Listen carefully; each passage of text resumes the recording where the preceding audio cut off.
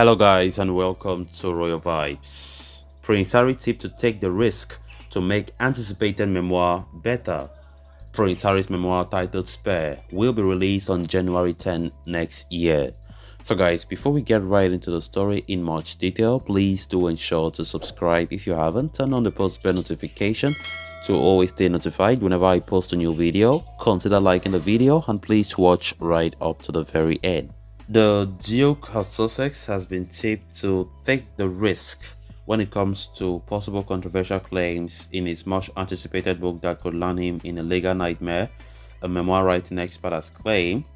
Rutger Bruning, founder and CEO of international biography writing service Story Therese, explained there is always a trade-off when writing memoirs and believe Prince Harry will have been supported by his publisher, Penguin Random House's legal team, to make decisions which could safeguard him without making the book less interesting, as if the Duke could face legal issues by putting on the page memories that could involve other people.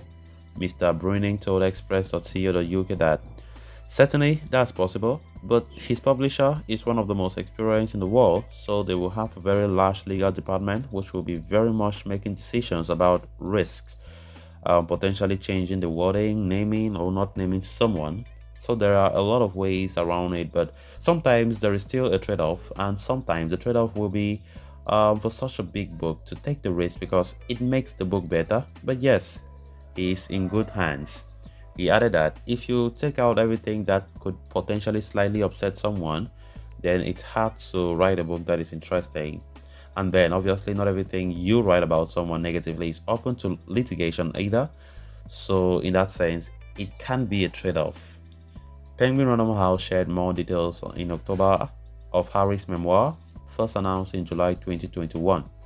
Alongside the title and the release date of the 416-page book, the publisher also provided a brief synopsis, saying it would describe Harry's life with raw, unflinching honesty.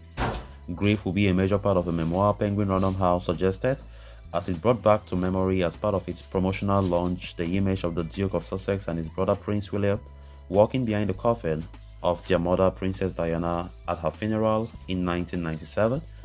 The description read, "It was one of the most searing images of the 20th century. Two young boys, two princes, walking behind their mother's coffin as the world watched in sorrow and horror. As Diana, Princess of Wales, was laid to rest, billions wondered what the princess must be thinking and feeling, and how their life would play out from that point on. For Harry, this is the story at last."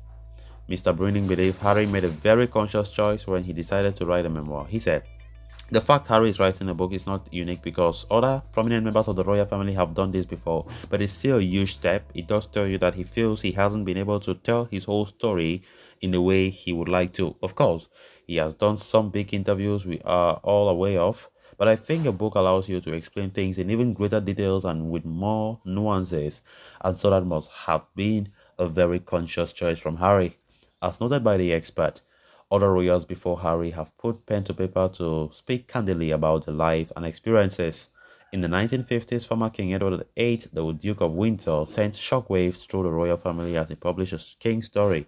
A few years later, the Duchess of Windsor, from whom the Duke had abdicated in December 1936, also published a memoir titled The Hat and Its Reasons. Sarah Ferguson released two memoirs following her divorce from Prince Andrew, the first published in 1996 and the other in 2012. Most recently, the late Queen's cousin, the Duke of Kent, also opened up on his life in a biography co-authored with historian Hugo Vickers titled A Royal Life. So guys, with that, we have come to an end of this episode. Thanks a lot for watching. Until next time. Bye-bye.